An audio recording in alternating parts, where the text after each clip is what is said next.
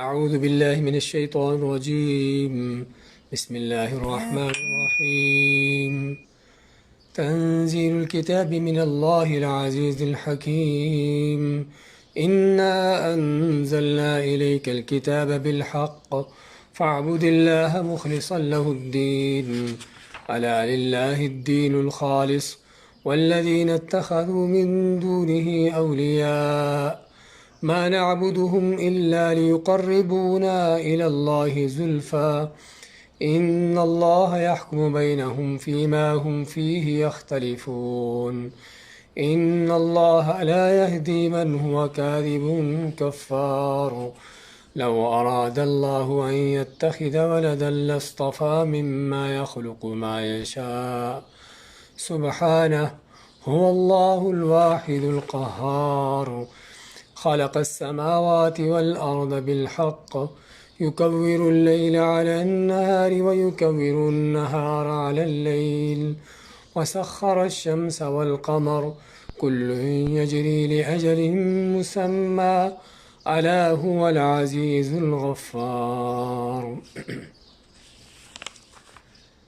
تنزیل الکتاب من اللہ العزیز الحکیم. تنزیل اس کتاب کا نازل ہونا، الکتاب اس کتاب کا، من اللہ کی طرف سے، العزیز جو سب پر غالب ہے، الحکیم حکمت والا ہے. انا انزلنا الیک الکتاب بالحق، بے شک ہم نے آپ کی طرف نازل کیا کتاب کو، اس کتاب کو بالحق، حق کے ساتھ. فاعبد اللہ مخلصا لہ الدین، پس فاعبد اللہ، عبادت کرو اللہ کی، مخلصا لہ الدین، اسی کے لیے خالص کرتے ہوئے اپنے دین کو. الا للہ الدین الخالص، خبردار خالص دین اللہ ہی کے لیے ہے، اللہ ہی کا حق ہے. والذین اتخذوا من دونہ اولیاء، اور وہ لوگ جو بناتے ہیں اللہ کے سوا اوروں کو اپنے حمیتی، اپنے دوست.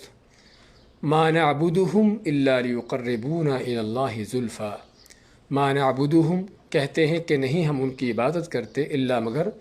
لیقربونا الی اللہ، تاکہ وہ ہمیں اللہ کے قریب کر دیں. زلفاً اچھی طرح قریب کرنا. ان اللہ یحکم بینہم، بے شک اللہ تعالیٰ فیصلہ کرے گا ان کے درمیان، فیما ہم فیہ یختلفون، جس میں وہ اختلاف کرتے ہیں. ان اللہ لا یہدی من هو کاذب کفار، بے شک اللہ تعالیٰ نہیں ہدایت دیتا اس شخص کو جو کاذب جھوٹا ہے، کفار اور بہت ناشکرا ہے. لو اراد اللہ، اگر چاہتا اللہ تعالیٰ، ان یتخذ ولدا، کہ وہ کسی کو اپنی اولاد بناتا یا کسی کو اولاد بنانا چاہتا، لاصطفیٰ، تو چن لیتا، اختیار کر لیتا، مما یخلق، جو اس نے پیدا کیا ہے، ما یشاء، جو چاہتا. سبحانہ، پاک ہے وہ اللہ کی ذات. هو اللہ، وہی اللہ ہے،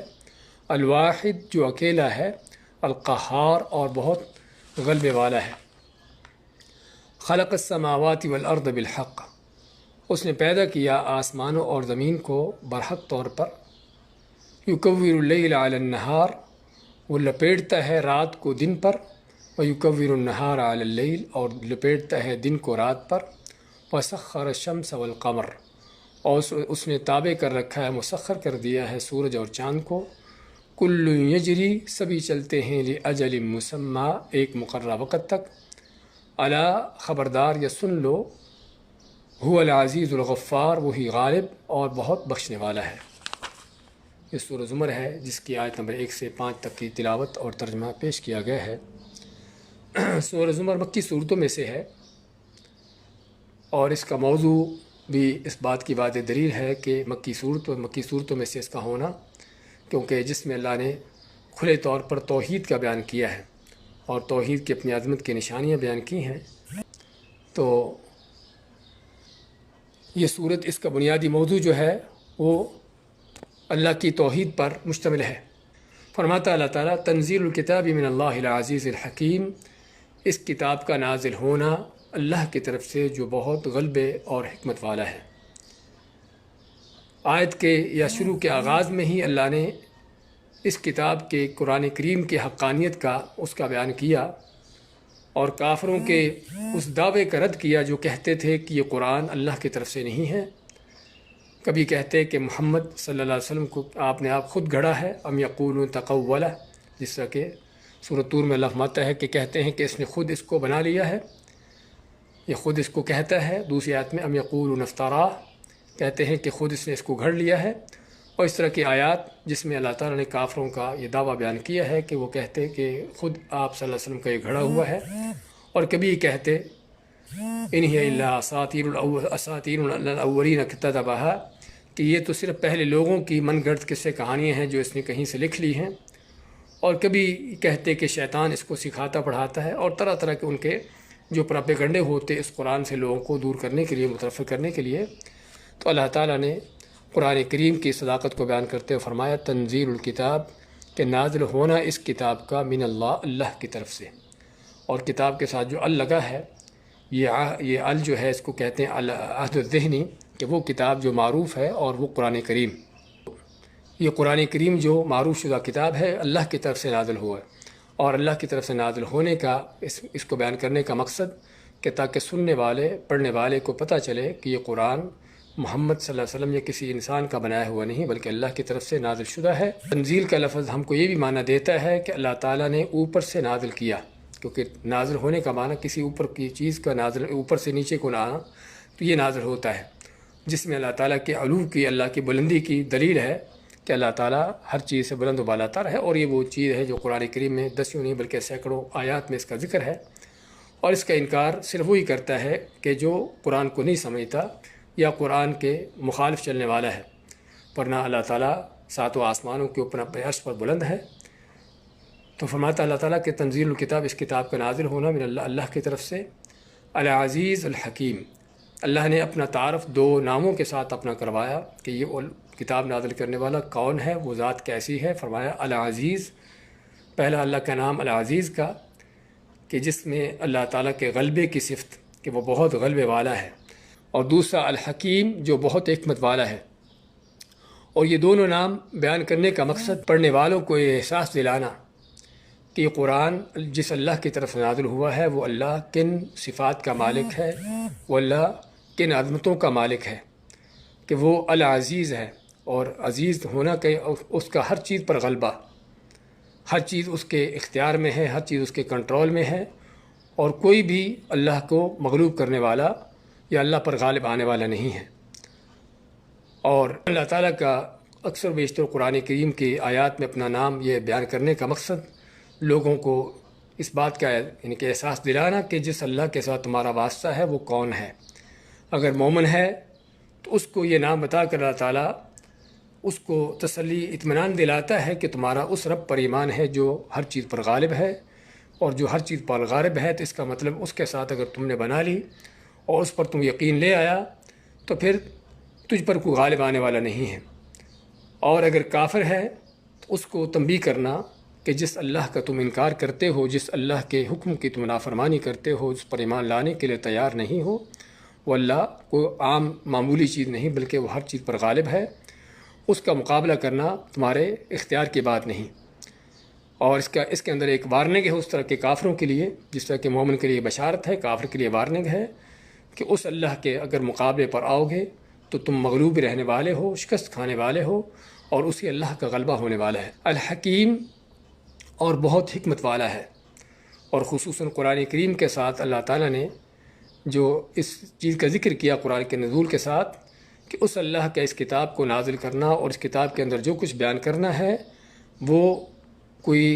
یعنی کہ ایسی چیز نہیں کہ جو حکمت سے خالی ہو، بلکہ اس کی ہر بات، اس کا ہر حکم کسی عظیم حکمت پر مشتمل ہے کہ جس کو یعنی کہ قبول کرنا ہر عقل والے کے لیے ضروری ہے۔ کیونکہ یہ حقیقی بات ہے کہ جب آدمی کسی کتاب کو پڑھتا ہے یا کسی شخص کی بھی کوئی تحریر یا اس کی بات کو سنتا ہے تو اس شخص کو دیکھتا ہے کہ وہ کون ہے۔ اگر کوئی بڑا اچھا پائے کا عالم ہوتا ہے، چاہے اس کی تحریر ہو یا اس کا کلام ہو، تو اس پر توجہ دیتا ہے، اس کو سنتا ہے، اس پر غور و فکر کرتا ہے اور اس کو قبول کرتا ہے۔ اور اگر اس کے مد مقابل کو کہنے والا لا علم آدمی ہو، جاہل ہو، یا جس پر کوئی اعتماد نہ ہو، تو آدمی پھر اس کی بات کو نظر انداز کرتا ہے، اس پر توجہ نہیں دیتا اور اس کی کوئی اہمیت نہیں سمجھتا۔ تو اللہ تعالیٰ قرآن کریم کو اس کے نزول کے ساتھ ساتھ اکثر و بیشتر اپنی اس طرح کی صفتیں بیان کرتا ہے کہ جس میں سننے والوں کو قرآن پر یقین پیدا ہو جائے، ان کا اور اعتماد قائم ہو جائے۔ اس لیے ہم قرآن کریم کے حوالے سے یعنی کہ مختلف طرح کی صفات پڑھتے ہیں۔ دوسری آیت میں اللہ تعالیٰ کا فرمان حامیم تنزیل الکتاب من اللہ العزیز العلیم، سورۃ غافر کے شروع میں اللہ تعالیٰ کا فرمان کہ وہ یہ کتاب نازل ہونے والی اس اللہ کی طرف سے جو بہت غالب اور علم والا ہے۔ اور سورہ جاثیہ اور سورۃ احقاف کے شروع میں فرمایا حامیم تنزیل الکتاب من اللہ العزیز الحکیم، جس طرح یہاں پر اسی طرح کے الفاظ وہاں پر بھی۔ اور سورہ یاسین کے شروع میں تنزیل العزیز الرحیم کہ نازل ہونا اس کتاب کا اللہ تعالیٰ کی غالب اور رحیم ذات کی طرف سے۔ اور ایسے ہی اس سے ملتے جلتے الفاظ سورہ حامیم سجدہ کے شروع میں حامیم تنزیل من الرحمن الرحیم۔ تو کہنے کا مقصد اللہ تعالیٰ کا قرآن کریم کے نزول کے ساتھ اپنی یہ صفات بیان کرنا، اس بات کو احساس دلانا یا اس بات کی تاکید کرنا کہ یہ قرآن اس اللہ کی طرف سے ہے جو ان عظمتوں کا مالک ہے اور ان عظیم صفات کا مالک ہے کہ جس کا ہر چیز پر غلبہ ہے،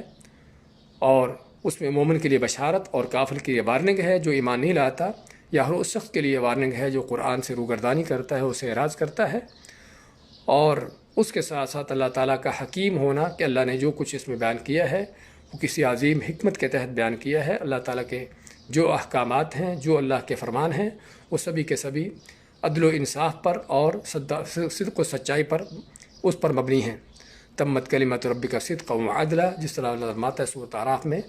کہ تیرے رب کے کلمات جو ہیں وہ سچائی اور صدق کے ساتھ وہ مکمل ہو چکے۔ انا انزلنا الیک الکتاب بالحق، پھر مزید اللہ تعالیٰ نے اس کتاب کے قرآن کریم کے نازل ہونے کے بارے میں اپنا ذکر کیا، اور یہاں پر ذکر کرتے ہوئے اللہ نے یعنی جمع کا صیغہ استعمال کیا، انا انزلنا، بے شک ہم نے اس کو نازل کیا۔ اور قرآن کریم میں اللہ نے یعنی کہ سینکڑوں آیات میں اپنے بارے میں جمع کا صیغہ استعمال کیا ہے، اور اس نون کو جو جمع کا صیغہ میں استعمال ہوتی ہے اس کو کہتے ہیں نون العظمہ، کہ وہ نون جو کوئی اپنی تعظیم کے طور پر اس کو ذکر کرتا ہے، اور اس میں گمراہ ان لوگوں کے لیے دلیل نہیں کہ جو اللہ کو ایک سے زیادہ سمجھتے ہیں، جس طرح کہ گمراہ کن عیسائیوں کا عقیدہ ہے کہ اللہ ایک نہیں بلکہ اللہ ایک سے زیادہ ہے۔ تو ان کے اس گمراہ کن عقیدے کی اس میں کوئی دلیل نہیں، کیونکہ یہ وہ چیز ہے کہ جو ہر زبان میں رائج ہے کہ جب کوئی عظیم ہستی ہوتی ہے، جو بڑا شخص بھی دنیا کا کیوں نہ ہو، وہ بھی عام طور پر اکیلا بات کرتا ہے، لیکن اکیلے بات کرنے کا اس کا انداز یہ ہوتا ہے کہ جیسے وہ ایک نہیں بلکہ زیادہ ہوں، تو مقصد اس کا اپنے آپ کی تعظیم کرنا، یعنی حتیٰ کہ بادشاہ جب کوئی حکم دیتا ہے تو کہتا ہے کہ ہم نے یہ حکم جاری کیا، اور حالانکہ وہ حکم جاری کرنے والا اکیلا ہوتا ہے، تو اس کو تعظیم کے طور پر استعمال کیا جاتا ہے، اور ہر زبان میں یہ چیز پائی جاتی ہے۔ تو اسی اللہ تعالیٰ کا اپنے آپ کو تعظیم کے انداز سے بیان کرنا، انا انزلناک، بے شک ہم نے نازل کیا، الیک الکتاب، آپ کی طرف اس کتاب کو، بالحق، حق کے ساتھ۔ اور حق کے ساتھ کیا بیان کرنے کا معنی کہ اس کتاب میں جو کچھ ہے وہ حق اور سچ ہے، اس میں کوئی ایسی چیز نہیں کہ جو حق کے خلاف ہو۔ اور دوسری بات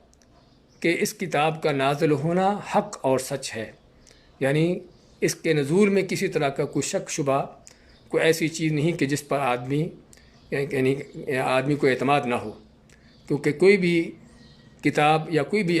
بھی بات جو ہے اس کے قبول ہونے کے لیے دو بڑی شرطیں ہوتی ہیں کہ بات کہنے والا دیکھا جاتا ہے کہ اس کی بات کس حد تک سچی ہے، کس حد تک اس کی بات صحیح ہے، اور اگر وہ بات آگے پہنچائی جاتی ہے تو پہنچانے والے کو دیکھا جاتا ہے کہ وہ بات پہنچانے والا کس حد تک سچا اور صحیح ہے۔ تو قرآن کریم کے حوالے سے بھی اللہ نے سورہ بقرہ کے شروع سے لے کر ہی اس چیز کا ذکر کرتا چلا آیا اللہ تعالیٰ کہ اللہ تعالیٰ کی طرف سے کتاب کا نازل ہونا بھی برحق اور سچ ہے، یعنی جو کچھ اللہ نے اس میں بیان کیا ہے وہ حق اور سچ، اور جو اس کا نازل ہونے کا انداز ہے اس میں بھی کوئی ایسی بات نہیں کہ جس میں انسان کو شک و شبہ ہو۔ اس لیے اللہ ماتا ہے سورہ بقرہ کے شروع میں ذالک الکتاب لا ریب فیہ، یہ وہ کتاب جس میں کوئی شک نہیں۔ تو شک نہ ہونے کا انداز یہ ہے کہ جو کچھ اس میں بیان ہوا ہے وہ حق اور سچ کے ساتھ بیان ہوا، اور اس کا نزول بھی حقیقت پر مبنی کہ جس میں کسی طرح کا کوئی شبہ پیدا نہ ہو سکے۔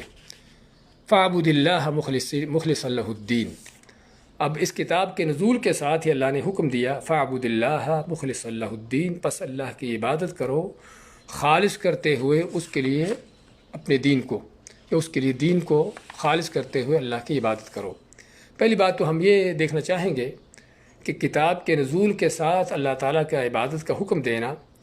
اور دونوں جملوں کو فا کے ساتھ اٹیچ کرنا، یعنی کہ جس طرح کہ اگر یہ کتاب نازل کی ہے تو عبادت کرو، تو اس میں کیا ہمیں یعنی کہ بات معلوم ہوتی ہے،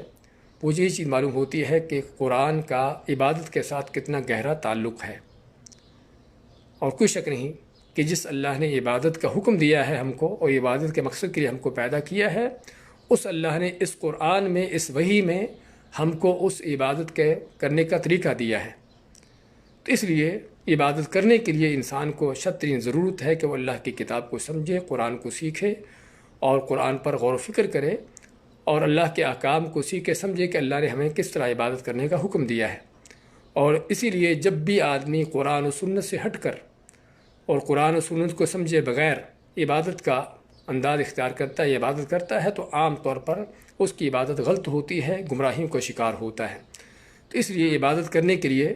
ضروری ہے کہ ہم دیکھیں، قرآن کریم کو سمجھیں، اور یہیں سے ہمیں قرآن کریم کی سمجھ بوجھ کی اہمیت کا اندازہ ہوتا ہے کہ کس قدر ضروری ہے اللہ کی کتاب کو سمجھنا،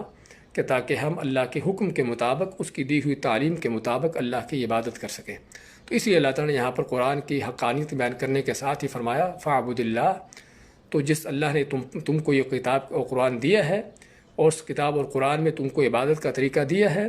تو پھر اس اللہ کی عبادت کرو مخلص اللہ الدین، خالص کرتے ہوئے اس کے لیے دین کو۔ اور خالص کرنے کا معنی کس چیز کا خالص ہونا، کہ جب انسان کا ہر قول و فعل، اس کا ہر قول و عمل جو ہے وہ صرف اللہ کی رضا کے لیے ہو، اس میں کوئی دنیا کا غرض مقصد نہ ہو، نہ کوئی ریاکاری دکھلاوا ہو، اور نہ کوئی دنیا کا کسی طرح کے مفادات اس میں مقصد ہوں۔ اس لیے امام شوکانی رحمۃ اللہ علیہ فرماتے ہیں کہ یہ آیت جو ہے فاعبد اللہ مخلص اللہ الدین، یہ آیت نیت کے ضروری ہونے کی دلیل ہے، کہ جس میں انسان کے لیے ضروری ہے کہ وہ اپنی نیت کو خالص کرے۔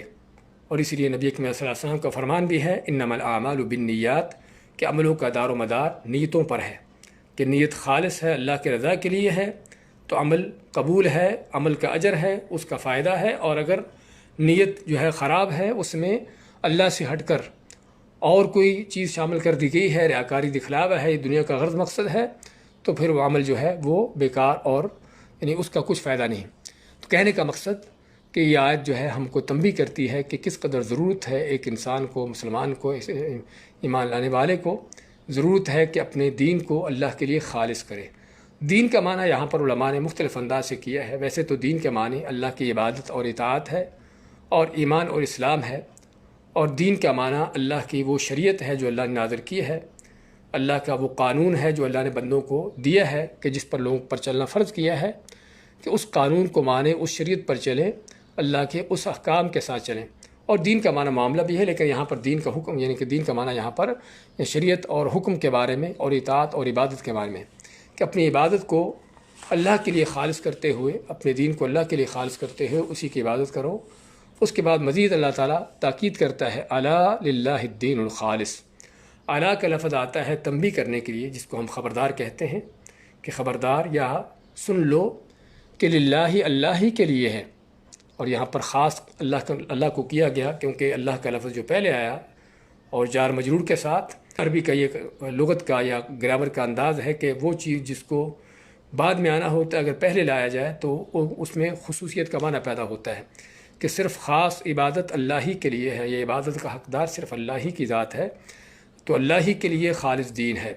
الا للہ الدین الخالص، کہ سن لو اے لوگو، خبردار اے لوگو، کہ خالص دین صرف اللہ ہی کا حق ہے۔ اللہ ہی کا حق ہے کہ اسی کے لیے اپنے دین کو خالص کرو اور اسی کی عبادت کرو، اور اس سے ہٹ کر کسی اور کے لیے عبادت نہیں ہونی چاہیے۔ تو خالص عبادت صرف اللہ ہی کا حق ہے۔ لیکن کیا ہے والذین اتخذوا من دونہ اولیاء، لیکن کچھ وہ لوگ ہیں کہ جو اللہ کی خالص ہو کر عبادت نہیں کرتے، بلکہ اللہ کے سوا اوروں کو اپنے ولی پکڑتے ہیں۔ یہاں پر جو لفظ ہم پڑھ رہے ہیں والذین اتخذوا، اور وہ لوگ جنہوں نے بنا لیے من دونہ اللہ کے سوا اولیاء جمع ولی کی۔ اور ولی کا لفظ جو ہے عربی میں اس کی بہت وسیع اس کے معنی ہیں، کہ جس میں یعنی کہ کسی کا سرپرست ہونا، اس کا کارساز ہونا، اس کا جو ہے اس سے دوستی محبت کا معنی، اس کے حمیتی، اس کا حامی و ناصر ہونا، اس طرح کے سارے معنی ولی کے لفظ کے اندر آتے ہیں۔ تو اسی سے اللہ کے ولی ہونا، اسی کے جو ہم عام استعمال کرتے ہیں، اللہ کے یہ فلاں اللہ کا ولی ہے، تو ولی ہونا کہ اللہ تعالیٰ کا، اللہ کی اطاعت کرنے والا، اللہ کی مخلص ہو کر عبادت کرنے والا، اور اللہ ہی کو اپنا سرپرست، اپنا کارساز ماننے والا، اور اللہ کے ساتھ دوستی رکھنے والا، یہ سارے معنی اس کے اندر آتے ہیں۔ تو یہاں پر بھی اللہ نے فرمایا کہ کچھ وہ لوگ ہیں کہ جو اللہ کو چھوڑ کر، والذین اتخذوا، اور وہ لوگ جو بنا لیتے ہیں، من دونہ، اس کے سوا، یعنی اللہ کے سوا، اولیاء، اوروں کو اپنے اولیاء بنا لیتے ہیں۔ تو اولیاء سے کیا مراد ہے یہاں پر؟ کہ جن کو اپنے مشکل کشا، اپنے حاجت روا، اپنے حمایتی، اپنے مددگار، اپنے کارساز، اور جو بھی اس طرح کے معنی اس میں آ سکتے ہیں، تو اللہ سے ہٹ کر اوروں کے ساتھ یہ عقیدہ رکھتے ہیں کہ اللہ نہیں بلکہ وہ ان کے مشکل کشا ہیں، اللہ سے ہٹ کر وہ ان کے حاجت روا ہیں، وہ ان کی مدد کرتے ہیں، ان کی حمایت کرتے ہیں، ان کے کام آتے ہیں۔ تو اللہ مانتا ہے کہ کچھ وہ لوگ بھی ہیں، اصل دین تو اللہ کے لیے ہونا چاہیے، اور ہر انسان کو اسی خالص دین کے لیے پیدا کیا گیا ہے، اور بلکہ اسی فطرت پر پیدا کیا ہے۔ اور اس آیت سے بھی یہ بات معلوم ہوتی ہے کہ انسان کی اصل فطرت اللہ کی توحید ہے، خالص اللہ کی عبادت ہے۔ فطرت اللہ التی فطر الناس علیہا، یہ وہ فطرت ہے کہ جس پر اللہ نے پیدا کیا سبھی بندوں کو، سبھی لوگوں کو۔ وہ کیا ہے؟ اللہ کی توحید اور ایک اللہ کی عبادت کرنا، اور جس کا نبی کریم صلی اللہ علیہ وسلم نے اپنی حدیث میں بیان فرمایا کہ اللہ تعالیٰ نے سبھی لوگوں کو اپنی فطرت پر پیدا کیا ہے، توحید پر پیدا کیا ہے، کہ اللہ تعالیٰ نے، بلکہ حدیث قدسی میں اللہ تعالیٰ خود فرماتا ہے، انی خلقت عبادی حنفاء، کہ میں نے اپنے سبھی بندوں کو توحید پر، حنیفیت پر پیدا کیا ہے، لیکن شیطان ہے کہ جو ان کو آ کر گمراہ کر دیتے ہیں۔ اور آپ صلی اللہ علیہ وسلم کے دوسری حدیث میں آپ فرماتے ہیں کہ اس کے والدین ہے، اس کا ماحول ہے جو اس کو خراب کر دیتا ہے، اس کو بگاڑ دیتا ہے اس فطرت سے۔ اگر ماں باپ یہودی ہے تو یہودی بنا دیتے ہیں، ماں باپ عیسائی یا کسی اور دین پر ہے تو اس پر چلا دیتے ہیں۔ تو کہنے کا مقصد کہ اصل یہی ہے کہ سبھی لوگ اللہ کے خالص دین، خالص توحید پر چلے، لیکن شیطان ہے کہ جو ان کو اس خالص توحید سے بگاڑ کر، اس کو ہٹا کر اوروں کی عبادت پر لگاتا ہے۔ تو اس کا اللہ تعالیٰ بیان فرماتا ہے، والذین اتخذوا من دونہ اولیاء، اور وہ لوگ جنہوں اللہ کے سوا اوروں کو اپنے حمایتی،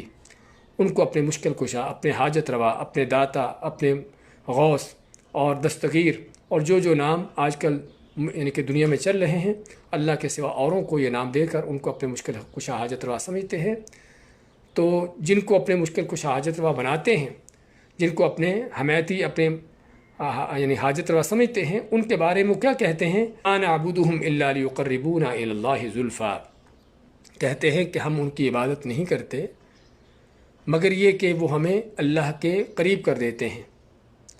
یعنی جو بھی اللہ سے ہٹ کر اوروں کو اپنے حمایتی بنائے بیٹھے ہیں، وہ کیا کہتے ہیں کہ ہم ان کی عبادت نہیں کرتے مگر صرف اس لیے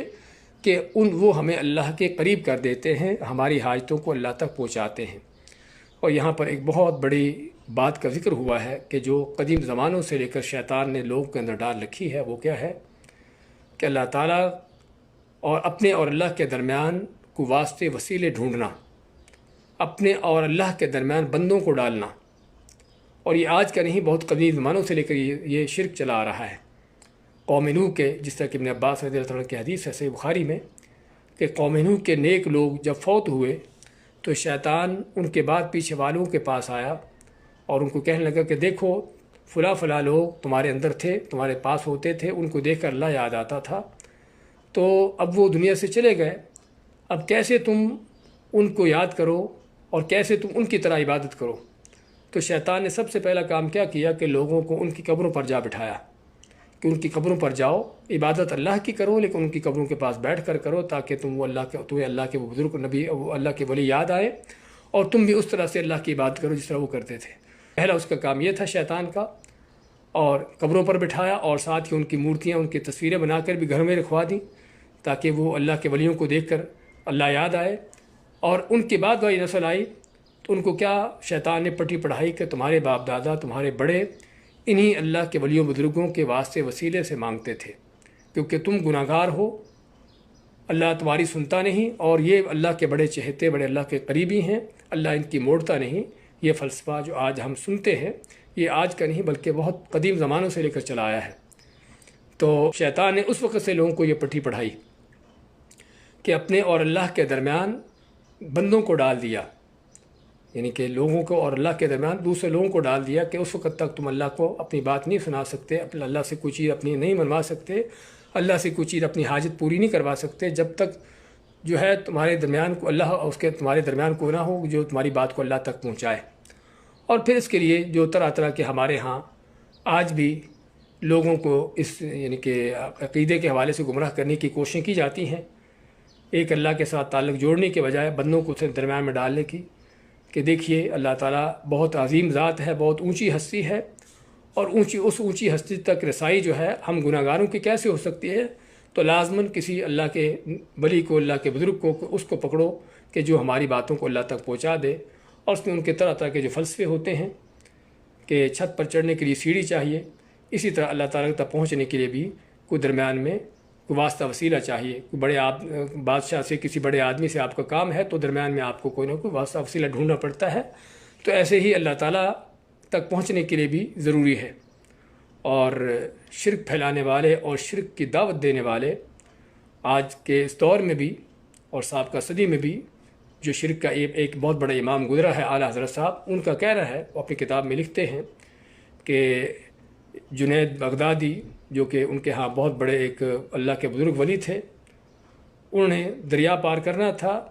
تو اللہ کا نام لیا، بسم اللہ پڑھی اور دریا پر چلنا شروع کر دیا۔ انہوں نے بسم اللہ پڑھی اور دریا پر چلنا شروع کر دیا، اور اس طرح جس طرح زمین پر چلتے ہیں اس انداز سے دریا پر چلتے ہوئے انہوں نے دریا پار کر دیا۔ تو جنید بغدادی کا ایک مرید پیچھے سے آیا، کہنے لگا کہ حضرت صاحب میں نے بھی دریا پار کرنا تو کیسے کروں؟ تو وہ جنید بغدادی اس کو کہتا ہے کہ تم یا جنید کہتے آؤ تو تم چلتے آؤ گے پانی پر۔ تو وہ مرید یا جنید کہتا ہوا دریا پر چلنا شروع ہو گیا، لیکن جب تھوڑا چلا تو اس نے سوچا کہ حضرت صاحب خود تو اللہ کا نام لے رہے تھے اور مجھے کہتے یا جنید، میں بھی کیوں نہ اللہ کا نام لوں؟ تو وہ لکھتے ہیں حضرت صاحب کہ جیسے اس نے اللہ کا نام لیا، کہا یا اللہ کہا، وہیں پر ڈوبنا شروع ہو گیا، غرق ہونا شروع ہو گیا۔ تو پھر اس نے جنید کو پکارا مرید نے کہ حضرت صاحب مجھے بچائیے، میری جان چھڑائیے، کیسے میں ڈوب رہا ہوں میں تو انہوں نے کہا کیا وہ تم نے میرا نام چھوڑ دیا ہوگا؟ کہتے میں نے اللہ کا نام لیا تھا۔ تو اس نے کہا کہ پھر یا جنید کہے پھر تم نکل آؤ گے۔ تو پھر اس نے یا جنید کہا تو دریا سے نکل آیا، یعنی کہ ڈوبنے سے بچ گیا، اور چلتا ہو دریا کے دوسرے کنارے پر وہ جنید بغدادی کے پاس جا پہنچا۔ تو جنید بغدادی اس کو کہتے ہیں کہ تو اللہ یعنی کہ تو ابھی تک مجھ تک پہنچا نہیں تو اللہ تک کیسے پہنچ جائے گا؟ یعنی کہنے کا اس کا مقصد کیا ہے؟ یہ قصہ کہانی جو جھوٹ اور کوئی شک نہیں کہ ان مشرکوں کے، ان ظالموں کے جو لوگوں کو شرک کی تعلیم دینے والے، شرک پر چلانے والے، یہ ان کے من گھڑت قصے کہانیوں میں سے ہے۔ جس طرح کی قصے کہانیاں سنا کر لوگوں کو گمراہ کرنا ان کا انداز ہوتا ہے، ایسے واقعات قصے کہانیاں بنا کر، جھوٹ گھڑ کر لوگوں کو سنا کر، تاکہ لوگوں کو بتایا جائے کہ اللہ تک پہنچنے کی لازماً کسی بزرگ ولی کو لازمی پکڑنا پڑتا ہے، ورنہ آدمی اللہ تک نہیں پہنچ سکتا۔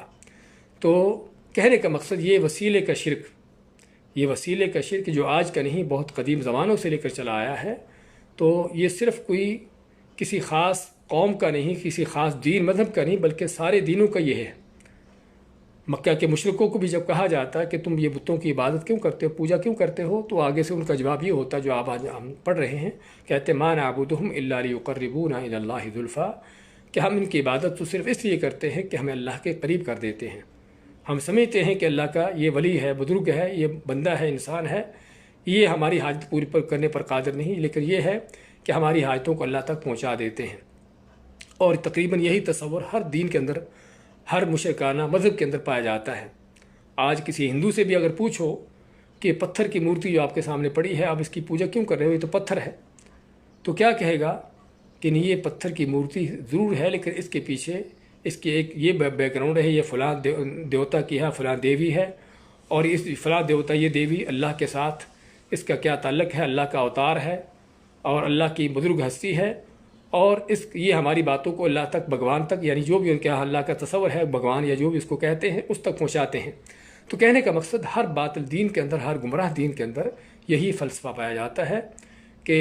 ہر زمانے کے مشرک، ہر زمانے کے گمراہ لوگ اللہ کو براہ راست پکارنے کے، اپنے اور اللہ کے درمیان بندوں کو ڈھونڈتے رہے، اور مزید جو ہے اس میں دلیل لیتے ہیں سورۃ مائدہ کی وہ آیت جس میں اللہ تعالیٰ فرماتا ہے یا ایھا الذین آمنوا اتقوا اللہ وابتغوا الیہ الوسیلہ، اے وہ لوگوں جو ایمان لائے ہو اللہ سے ڈرو اور اس کی طرف وسیلہ تلاش کرو۔ اور یہاں پر اللہ تعالیٰ کا فرمان ہے وابتغوا الیہ الوسیلہ، اس کی طرف وسیلہ تلاش کرو، یہ نہیں کہ اس کے اور اپنے درمیان وسیلہ تلاش کرو۔ پہلی بات تو یہ۔ دوسری بات یہ ہے کہ نبی کریم صلی اللہ علیہ وسلم جن کے اوپر یہ آیت نازل ہوئی، کیا نبی کریم صلی اللہ علیہ وسلم نے آپ اپنی کسی دعا میں اپنے سے پہلے کسی نبی کو، کسی اللہ کے بندے کو اللہ اور اپنے درمیان ڈالا؟ اللہ کے خلیل ابراہیم علیہ السلام جو آپ کے جد امجد ہیں، آپ سے پہلے گزر چکے تھے، آپ نے کوئی دعا کرتے ہوئے ابراہیم علیہ السلام کا واسطہ وسیلہ لے کر دعا کی ہو؟ اور اسی طرح وہ صحابہ اکرام جنہوں نے اس قرآن کو اللہ کے نبی سے سیکھا اور سمجھا، انہوں نے بھی اس آیت کو پڑھا ہے، اس آیت کو سمجھا ہے آپ صلی اللہ علیہ وسلم سے۔ تو کیا صحابہ اکرام نے کہ کبھی کسی نبی کا، کسی رسول کا، کسی اللہ کے ولی بزرگ کا، کسی کا وسیلہ واسطہ دے کر دعا کی ہو، اللہ سے کچھ مانگا ہو؟ قرآن کریم بھرا پڑا ہے، احادیث بے شمار ہیں، ہمیں کوئی بھی صحیح حدیث اس موضوع پر نہیں ملے گی۔ ہاں کوئی من گھڑت یا جھوٹی حدیثیں وہ لوگ ممکن ہے کوئی لے آئے، لیکن کوئی قرآن کریم کی آیت یا کوئی صحیح حدیث ایسی مل جائے کہ جس میں اللہ کے کسی نبی رسول کا یا اللہ کے کسی نیک بندے کی دعا ہو اور اس دعا میں اس نے اللہ سے دعا مانگتے ہوئے اپنے اور اللہ کے درمیان کسی اور کو ڈالا ہو، ہمیں کوئی اس طرح کی چیز نہیں ملتی۔ تو جو اس بات کی دلیل ہے کہ یہ وہ شرک ہے، وسیلے کا شرک، جو قوم نوح سے لے کر چلتا آیا ہے اور آج تک چلا جا رہا ہے، اور ہر زمانے کے مشرک کافر یہی کہتے تھے کہ ہم ان مورتیوں کی، بتوں کی، ان بزرگوں کی پوجا نہیں کرتے، بلکہ ہم تو صرف ان کو اس لیے پکارتے ہیں کہ یہ ہماری باتوں کو، ہماری دعاؤں کو، ہماری حاجتوں کو اللہ تک پہنچا دیتے ہیں۔ تو ہمیں ضرورت ہے وسیلے کے شرک کو سمجھنے کی کہ یہی شرک مشرکین مکہ کا شرک تھا، یہی شرک ہر زمانے کے نبیوں کے دشمنوں کا شرک رہا ہے، کہ جس کو آج ہمارے ہاں دین ایمان کے نام سے لوگوں کو پیش کیا جاتا ہے، ان کو سکھایا پڑھایا جاتا ہے، اور بلکہ بتایا جاتا ہے کہ جب تک تم یہ نہیں کرو گے تمہاری دعائیں قبول نہیں ہوگی اور تمہارا ایمان نہیں ہوگا۔ تو حقیقت میں اس سازش کو سمجھنے کی ضرورت ہے۔ تو فرماتا اللہ تعالیٰ کہ وہ والذین اتخذوا من دونہ اولیاء، اور وہ لوگ جو اللہ کے سوا اوروں کو اپنے حمایتی، اپنے مددگار، اپنے مشکل کشا، حاجت روا بناتے ہیں۔ کیوں بناتے ہیں؟ کہ واقعی وہ ان کی مشکلیں حل کرنے پر قادر ہے؟ نہیں، کہتے ہیں ما نعبدہم الا لیقربونا الی اللہ زلفیٰ، کہتے ہیں کہ ہم تو صرف ان کے سامنے اس لیے جھکتے ہیں، ان کو نظر نیازیں پیش کرتے ہیں، ان پر چڑھاوے چڑھاتے ہیں کہ تاکہ ہماری باتوں کو، ہماری حاجتوں کو اللہ تک پہنچا دیں۔ فرماتا اللہ تعالیٰ ان اللہ یحکم بینہم فیما ہم فیہ یختلفون، کہ بے شک اللہ تعالیٰ فیصلہ کرے گا اس میں جس میں یہ لوگ اختلاف کرتے ہیں۔ پہلی بات تو اختلاف کا معنی کہ ایک طرف حق ہے اور دوسری طرف باطل ہے، ایک طرف توحید ہے اور دوسری طرف شرک ہے۔ اللہ نے مشرکوں کے اس عمل کو اختلاف کا نام دیا ہے کہ جو اللہ کی توحید کے برخلاف ہے۔ اللہ نے شروع میں توحید کا بیان کیا، الا للہ الدین الخالص، کہ خالص دین، خالص توحید صرف اللہ کے لیے ہے، اسی کی عبادت ہونے چاہیے۔ اس کے بعد کافر مشرکوں کے شرک کا ذکر کیا۔ اس کا مطلب کہ توحید ایک طرف ہے اور شرک دوسری طرف ہے، دونوں ایک دوسرے کے مد مقابل اور ایک دوسرے کے مخالف ہیں۔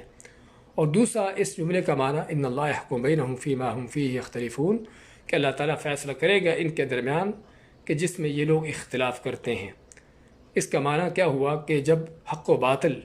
کھڑا ہوتا ہے، حق کے مقابلے میں باطل آتا ہے تو پھر مارکا ہوتا ہے، پھر مقابلہ ہوتا ہے، اور پھر اختلافات ہوتے ہیں، اور پھر جو ہے وہاں پر بار اوقات خون ریز مارکے ہوتے ہیں۔ اور یہی ہم انسانی تاریخ میں پڑھتے اور دیکھتے ہیں کہ ہر نبی کی اپنی قوم کے ساتھ دشمنی، مخالفت کس بنیاد پر رہی؟ اسی توحید کی بنیاد پر، کہ نبی کی دعوت توحید کی ہوتی، اور جبکہ قوم جو ہے وہ شرک اور کفر ان چیزوں پر چلنے والی ہوتی، اس کو آگے چلانے والی ہوتی۔ اسی پر پھر نبیوں اور نبیوں کے پیروکار اور ان کے مقابلے میں کافر مشرکوں، اس قوم کے جو کافر مشرک ہوتے ہیں ان کے درمیان مارکا ہوتا اور مقابلے ہوتے۔ اور یہی رسول کریم علیہ السلام کی سیرت میں ہم کو نظر آتا ہے۔ آپ صلی اللہ علیہ وسلم کے 27 وہ جنگیں، وہ غزوات جو آپ نے خود لڑے ہیں،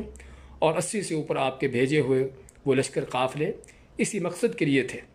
کہ اللہ کی توحید کو غالب کرنے کے لیے اور شرک کو مٹانے کے لیے اور مشرکین کے اس طرح کے شرک کو ختم کرنے کے لیے، اور مشرکین بھی اپنی طرف سے اس توحید کا پرزور مقابلہ کرتے، اس کو ہر طرح سے مٹانے کی کوشش کرتے۔ اس کا معنی یہ ہوا کہ ہر زمانے میں ہی، آج صرف نہیں جو ہم دیکھتے ہیں بلکہ ہر زمانے میں ہی حق کے مقابلے میں باطل اور توحید کے مقابلے میں شرک کا یہ مارکا چلتا رہا ہے اور چلتا رہے گا قیامت تک، کیونکہ اللہ تعالیٰ نے دنیا کو بنایا ہی امتحان کے لیے ہے۔ اس لیے یہ فیصلہ قیامت کے دن ہوگا۔ اللہ تعالیٰ جو فرماتا ہے کہ فیصلہ کرے گا اللہ تعالیٰ ان کے درمیان، تو فیصلہ کب ہوگا؟ ہر دنیا میں بھی فیصلہ ہو جاتا ہے جب اللہ تعالیٰ حق کو ظاہر کرتا ہے، حق کو غالب کرتا ہے اور باطل کو مٹاتا ہے، جس طرح کہ نبی کریم صلی اللہ علیہ وسلم کو اللہ نے یہ چیز عطا کی کہ وہی مکہ کہ جہاں پر کفر کا غلبہ تھا، کفر کا نظام چلتا تھا اور کافروں کی ان کے حکم چلتے تھے، اسی مکہ کو اللہ تعالیٰ کے فضل کے اس کے کرم سے اور مسلمانوں کی مدد سے آپ صلی اللہ علیہ وسلم فتح کرتے ہیں۔ اور جب فتح کرتے ہیں تو آپ نے ان بتوں کو جو بیت اللہ کے آس پاس رکھے گئے تھے، جن کو اللہ اور بندوں کے درمیان ڈالا ہوا تھا، آپ ان کو توڑتے ہوئے کیا فرماتے ہیں؟ قل جاء الحق وزهق الباطل ان الباطل كان زهوقا، کہہ دیجیے کہ حق آ گیا اور باطل مٹ گیا، اگرچہ باطل ہے ہی مٹنے والا۔ تو کہنے کا مقصد کہ اگرچہ دنیا کے اندر بھی یہ فیصلے ہوتے ہیں کہ جب حق کا ظہور ہوتا ہے، حق غالب آتا ہے اور باطل دبتا ہے اور مٹتا ہے، تو اس وقت لوگوں کو پتہ چلتا ہے کہ واقعی اللہ کا سچا دین کیا ہے۔ لیکن اصل یہ فیصلہ قیامت کے روز ہے، کیونکہ دنیا میں یعنی حق کے غالب آنے کے باوجود بھی بہت سے لوگ ایسے لوگ ہوتے ہیں جو پھر بھی اس حق کو قبول کرنے کے لیے تیار نہیں ہوتے، اور اس لیے ہم دیکھتے ہیں کہ مکہ فتح ہونے کے باوجود، کفر کی کمر ٹوٹنے کے باوجود مکہ میں کیا سبھی کے سبھی عرب کے لوگ مسلمان ہو گئے؟ نہیں، ایسا نہیں ہوا۔ اگرچہ بہت سے لوگ اسلام میں داخل ہوئے، لیکن بہت سے لوگ پھر بھی اپنے کفر پر جاری رہے۔ تو اس کا معنی کیا ہوا کہ دنیا کے اندر یعنی کہ حق کے غالب آنے کے باوجود بھی باطل پھر بھی کسی نہ کسی شکل میں موجود رہتا ہے، اور اگر حق غالب نہیں بلکہ باطل ہی غالب ہے جس طرح کہ آج کے دور میں ہے، تو پھر تو ظاہر بات ہے کہ حق ویسے ہی مغلوب ہوتا ہے اور باطل پرستی سمجھتے ہیں کہ ہم حق پر ہیں اور ہم صحیح ہیں۔ تو اللہ نے پھر قیامت کا دن رکھا ہے کہ جس میں فیصلہ ہوگا کہ حق پر کون تھا اور باطل پر کون تھا، اور جو اللہ کے سوا اوروں کو اپنے مشکل کشا حاجت روا بناتے رہے ہیں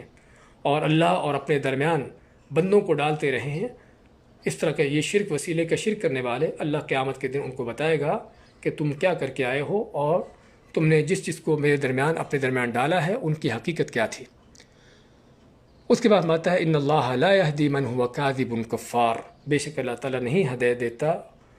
من ہوا کاذب کفار، ہر اس شخص کو جو کاذب جھوٹا ہو، کفار اور بہت بہت بڑا کافر ہو یا بہت ناشکرا ہو۔ اس کے ہم دونوں معنی کرتے ہیں اور انشاءاللہ اس کی تفصیل بیان کرتے ہیں کہ کیسے کفار کے یہ دونوں معنی کیوں ہیں۔ تو اللہ ماتا ہے کہ اللہ تعالیٰ نہیں ہدایت دیتا ہر اس شخص کو جو کاذب ہے، جھوٹا ہے۔ اللہ نے ان شرک کرنے والوں کو جھوٹا قرار دیا،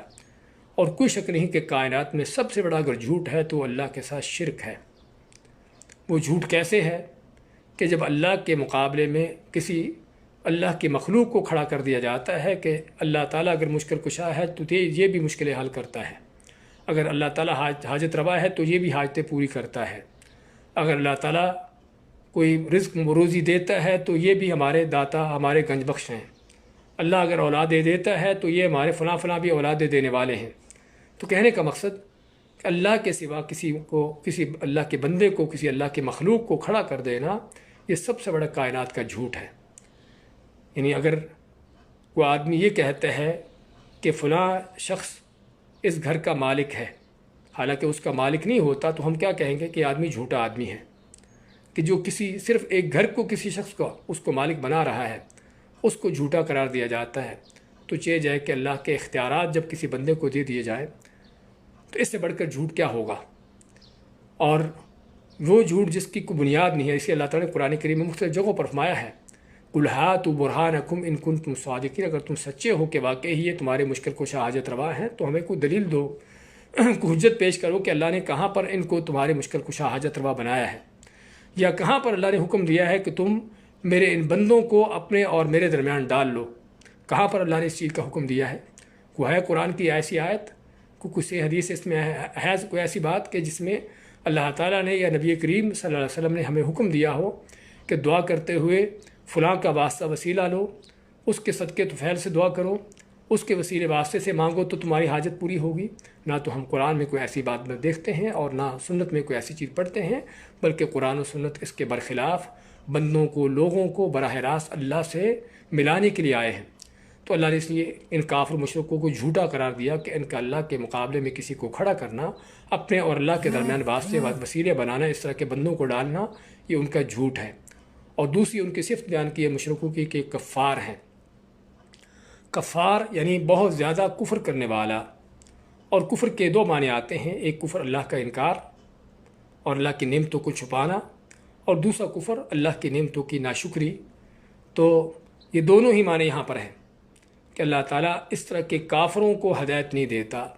کہ جو اللہ کے مقابلے میں اوروں کو کھڑا کرتے ہیں، اللہ سے ہٹ کر اوروں سے اپنی حاجتیں، مشکل کشائیاں اور حاجت روائی کے اس طرح کے عقیدے رکھتے ہیں، یا اللہ اور اپنے درمیان اوروں کو ڈال لیتے ہیں۔ اللہ نے ان کو عام کافر نہیں بلکہ کفار کا نام دیا کہ بہت زیادہ کفر کرنے والے۔ اسی سے ہم کو پتہ چلتا ہے کہ وسیلے کا یہ شرک کتنا بڑا جرم ہے، کوئی چھوٹا موٹا گناہ نہیں بلکہ بہت بڑا شرک اور بہت بڑا کفر کی ایک شکل ہے۔ اور مزید کفار ایک جو ناشکری کے معنی میں کہ بڑے ہی ناشکرے ہیں۔ بڑے ناشکرے کیوں ہیں؟ کہ جانتے ہیں کہ پیدا کرنے والا اللہ ہے، روزیہ دینے والا وہ ہے، کائنات کی تدبیر کرنے والا، چلانے والا وہ ہے۔ اس اللہ نے پوری کائنات کو ہمارے لیے بسا دیا ہے، چلا دیا ہے، ہر چیز کو ہمارے لیے مسخر کر دیا ہے، ہماری خدمت پر لگا دیا ہے، اور پھر بھی یہ بدبخت اللہ کو چھوڑ کر اوروں کو، کسی کو داتا، کسی کو دستگیر، کسی کو اپنے مشکل کشا اور کسی کو غوث اور کیا کیا ان کو نام دیتے ہیں کہ اس سے بڑھ کر اللہ کی اور ناشکری کی اور شکل کیا ہو سکتی ہے۔ تو اللہ فرماتا ہے کہ اللہ تعالیٰ ایسے کافروں کو، ایسے جھوٹوں کافروں کو ہدایت نہیں دیتا۔ لو اراد اللہ ان يتخذ ولدا لاصطفى مما يخلق ما يشاء، اگر اللہ تعالیٰ چاہتا کہ بناتا کسی کو اپنا بیٹا تو لاصطفى مما يخلق ما يشاء، تو اللہ تعالیٰ چن لیتا، اختیار کر لیتا اپنی مخلوقات میں سے جس کو چاہتا۔ یہ شرک کی ایک دوسری شکل یا دوسرا ایک انداز اللہ نے بیان کیا ہے۔ پہلا انداز تو یہ تھا کہ اللہ کے مقابلے میں دوسروں کو کھڑا کر دینا، یا اللہ اور اپنے درمیان اللہ کے بندوں کو ڈال دینا، ایک شرک کی یہ شکل۔ اور دوسرا جو مختلف زمانوں سے یہ چیز چلی آئی ہے کہ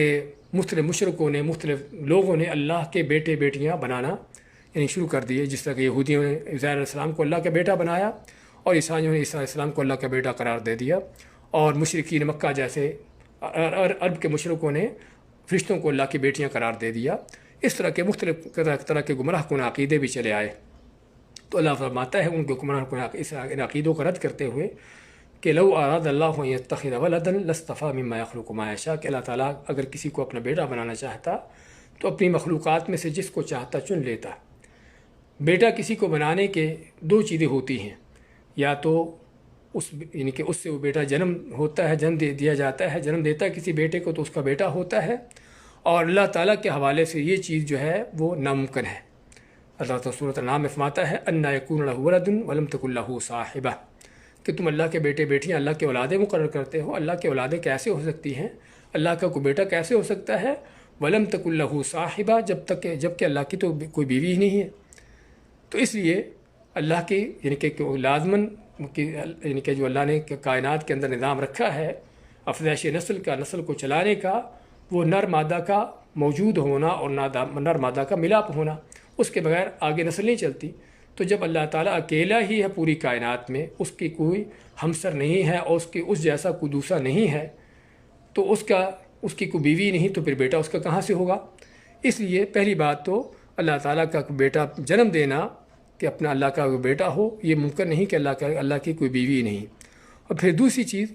کہ ہر چیز اللہ کی مخلوق ہے، اور مخلوق یعنی کہ خالق کے علاوہ ہے۔ اللہ خالق ہے اور باقی کائنات میں جو بھی کچھ ہے وہ سبھی مخلوق ہے، اور اگر کوئی کسی کا بیٹا ہے تو اسی جیسا ہوتا ہے، انسان کا بیٹا انسان ہوتا ہے، اور یعنی کہ اونٹ گائے کا بیٹا اس جیسا ہوتا ہے۔ تو اللہ کا اگر بیٹا ہوتا کائنات کے اندر کوئی، تو ظاہری بات ہے وہ بھی پھر اللہ ہی ہوتا، مخلوق نہ ہوتا۔ تو جب کہ دنیا میں کائنات میں جو بھی کچھ ہے وہ سبھی کے سبھی مخلوق ہے اللہ کی ذات کے سوا، تو پھر کیسے تم اللہ کے بیٹے بناتے ہو؟ اور دوسرا بیٹا کسی کو بنانے کا معنی یہ ہوتا ہے کہ بیٹا جنم تو نہیں دیا لیکن کسی کو منہ بولا یا متمنہ بیٹا بنا لیا۔ تو اللہ تعالیٰ کے اس حوالے سے بھی اللہ کو بیٹا بنانے کی ضرورت نہیں، کیونکہ ہم دنیا میں اگر کسی کو کوئی متمنہ بیٹا بناتا ہے تو کیوں بناتا ہے؟ کہ بیٹے کے ساتھ یا اولاد کی محبت اور شفقت ہونا، تو اس لیے اس کو اولاد کی ضرورت سمجھتا ہے کہ میرا بھی کوئی بیٹا ہو، کوئی اولاد ہو، تاکہ اس کو بیٹا کہہ سکوں۔ تو اس محبت شفقت کے ان کے تحت آ کر بھی کسی کو اپنا بیٹا بناتا ہے اور اپنا اس کو یعنی کہ بیٹا منہ بولا بنا لیتا ہے، یا پھر یہ ہے کہ سمجھتا ہے کہ کل مجھے کسی کے سہارا چاہیے، اب اولاد تو نہیں پیدا ہوئی تو کسی کا بیٹا لے لیتا ہے تاکہ بڑا ہو کر وہ بیٹا اس کا سہارا بنے۔ تو اس لحاظ سے بھی تو اللہ تعالیٰ کو ایسی چیزوں کی ضرورت بھی نہیں، نہ تو اللہ تعالیٰ محبت کے جذبات سے مغلوب ہو کر کسی کو اپنی اولاد بنانے کے لیے اس کو ضرورت ہے، اور نہ ہی اللہ تعالیٰ کو کسی سہارے کی ضرورت ہے، کسی تعاون مدد کی ضرورت ہے کہ اللہ تعالیٰ اس لیے کسی کو اپنا بیٹا بنائے۔ تو اسی اللہ فرماتا ہے کہ اللہ تعالیٰ اگر چاہتا اپنی مخلوقات میں سے جس کو چاہتا اپنا بیٹا بنا لیتا، وہ خود ہی یہ کام کر لیتا، اور تم پر یہ کام نہ چھوڑتا کہ یہودی کسی کو بیٹا بنائیں یا عیسائی کسی کو بیٹا بنائیں یا عرب کے مشرک جو ہے اللہ کے فرشتوں کو بیٹیاں بنا دیں۔ اللہ تعالیٰ کو اس طرح کی چیزوں کی ضرورت نہ تھی، اللہ تعالیٰ چاہتا تو خود یہ کام کر سکتا تھا، لیکن اللہ نے نہیں کیا، اسے میں سبحانہ، وہ پاک ہے کہ اپنی کو اولاد بنائے، کسی کو اپنا بیٹا بیٹی بنائے۔ اللہ تعالیٰ اس چیز سے پاک ہے، بلکہ اللہ نے اس چیز کو اپنے لیے گالی قرار دیا ہے۔ فرماتا اللہ تعالیٰ حدیث قدسی میں کہ انسان مجھ کو گالی دیتا ہے، گالی کیسے دیتا ہے کہ جب میرا بیٹا بیٹی مقرر کرتا ہے، تو اللہ تعالیٰ مبرہ ہے، پاک اس چیز سے کہ اس کی کوئی اولاد ہو، اس کی کوئی یعنی کہ اس کا کوئی بیٹا بیٹی ہو۔ اب اللہ تعالیٰ نے کیوں اس چیز کو اپنے آپ کو اس چیز سے پاک کیوں قرار دیا؟ وہ اسی لیے کیونکہ اللہ تعالیٰ کسی کا محتاج نہیں۔ عام طور پر اولاد کی ضرورت ہوتی ہے انسان کو، کیونکہ اس کا محتاج ہوتا ہے، اس کی نسل کو آگے چلانے کا ذریعہ ہوتا ہے یہ اولاد، اور اس کے وارث بنتی ہے، جبکہ اللہ تعالیٰ کو ان ساری چیزوں کی ضرورت نہیں۔ اللہ ہمیشہ سے ہے، ازل سے ہے، ابد تک ہے۔ اللہ تعالیٰ کسی کا محتاج نہیں ہے، اور نہ ہی کسی کو اللہ تعالیٰ کی کسی کو ضرورت ہے کہ نعوذ باللہ اللہ تعالیٰ کسی وقت نہیں ہوگا تو اس کا وارث بنے۔ تو اللہ تعالیٰ جب ان ساری چیزوں سے مستغنی ہے، ان چیزوں سے بالاتر ہے، تو اللہ فرمایا کہ سبحانہ، پاک ہے کہ اس کی کوئی اولاد ہو۔ هو اللہ الواحد القہار۔ پھر اللہ نے مزید اپنے پاک ہونے کی دلیل بیان کی کہ کیوں پاک ہے، اس کو کیوں ضرورت نہیں ہے، کیونکہ وہ اللہ جو ہے وہ واحد ہے، اکیلا ہے۔ اس لیے جب اکیلا ہے، اس جیسا کوئی کائنات میں دوسرا نہیں ہے، نہ اس کی بیوی ہے، تو پھر اس کی اولاد ہونا بھی ممکن نہیں ہے۔ اور پھر دوسری صفت اللہ نے بیان کی القہار، کہ وہ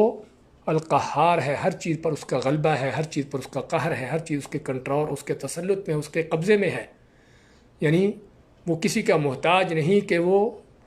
اولاد کی اس کو ضرورت ہو کہ وہ اس کے ساتھ مل کر جو ہے دنیا پر قبضہ کرے یا تسلط قائم کرے۔ وہ اکیلا ہی دنیا پر غالب ہے، اکیلے ہی کیا دنیا پر، پوری دنیا پر اس کا غلبہ، اس کا اختیار، اس کا اقتدار ہے۔ تو اس لیے اللہ تعالیٰ کو کسی کی ضرورت نہیں، کسی اولاد کی ضرورت نہیں کہ وہ کسی کو اپنا بیٹا بیٹی بنائے کہ جو اس کا ساتھ دے سکے۔ خلق السماوات والارض بغیر الحق۔ پھر مزید اللہ تعالیٰ نے اسی چیز کو بیان کرتے ہوئے کہ اللہ تعالیٰ کیوں کسی کا محتاج نہیں ہے، کیوں اللہ تعالیٰ کی اولاد نہیں، کیونکہ اس اکیلے نے ہی آسمان و زمین کو پیدا کیا بالحق کی، برحق طور پر۔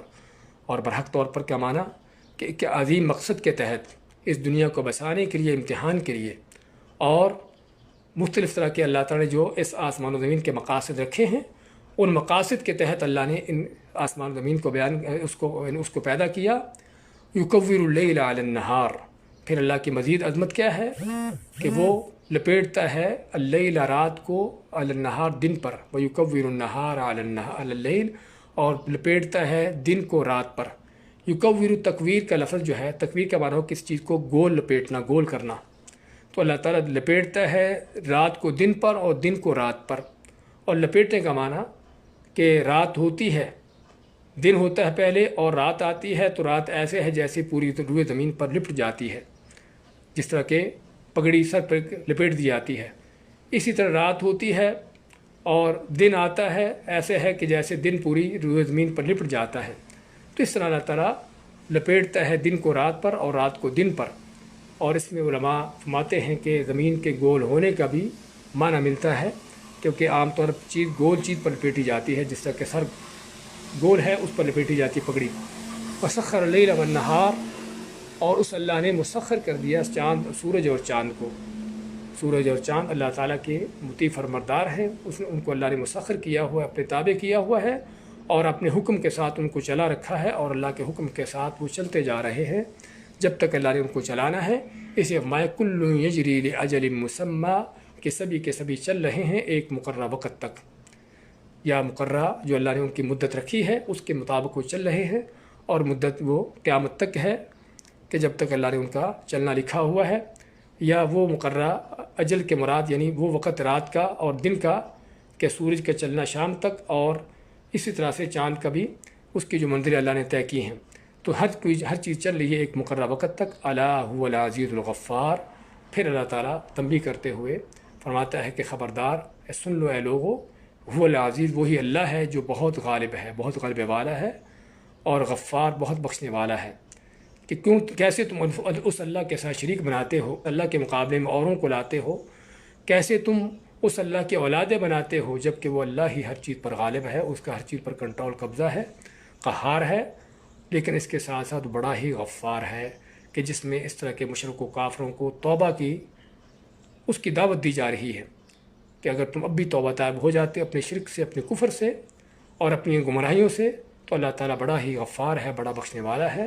کہ جس میں ان کے لیے بشارت ہے، ایک طرح کی تنبیہ ہے کہ اللہ کی طرف لوٹو تو اللہ تعالیٰ تمہارے گناہوں کو بخش دیتا ہے۔ اور غفار اللہ کا غفار ہونا، توبہ کرنا اللہ تعالیٰ کے بندوں کے گناہوں پر، اس چیز کو بھی قرآن کریم میں بے شمار آیتوں میں ذکر کیا ہے، تاکہ لوگ کتنا بڑا بھی گناہ کیوں نہ کر لیں وہ اللہ کی طرف لوٹیں۔ اس لیے اس سورت کے آخر میں اللہ تعالیٰ کیا جا کے فرماتا ہے، قل یا عبادی الذین اسرفوا علی انفسہم لا تقنطوا من رحمۃ اللہ ان اللہ یغفر الذنوب جمیعا۔